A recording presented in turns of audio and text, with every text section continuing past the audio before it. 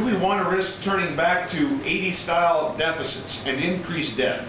Do we want to risk turning back to policies that could cost us our economic momentum and cost us the jobs that we are creating like no other jurisdiction in the Dominion of Canada today? I think the answer to the first question is yes. I'm a little biased. And I think the answer to the last question is no. It's absolutely not. We indicated at the launch of our campaign that we'd be talking about our vision for a province that continues to grow and lead the country. We also indicated that we would be proposing some targeted and affordable help for families, and help for students, and help for seniors. And we've kept our promise. In the first week, we have campaigned on precisely those things. We have presented a plan that builds on our record. That's a record that everyone can be very proud of, a record of kept promises, a record of moving the province forward, and we've offered some additional initiatives for people to consider, and I think it's worth reviewing them today. We had a small surplus, and we forecasted out that surplus over the next 4 years, and there you can see it in green.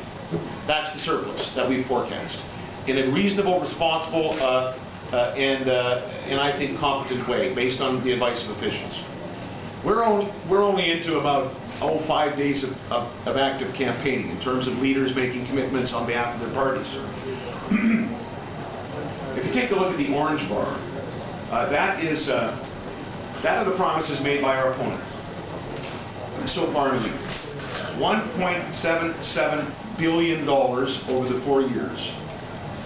And that's without any estimate for what he might be considering in First Nations revenue sharing, which he announced this week. Because as you know, he refuses to provide a number. The media have asked him over and over again, fair enough, you want to have a revenue resource sharing deal with First Nations. How much? At least what's the cap? He's not provided the number. The only number that we can work with is what some First Nations leaders have said to their credit very openly. Some have said, look, 14% of the population is First Nations, so 14% of the revenue.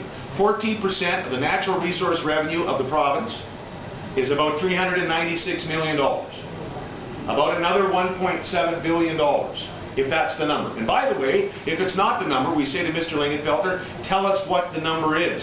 This is an election. People are going to make a choice in about 3 weeks on the future of their province. They have a right to know what any prospective government is going to do with their money, because that is right.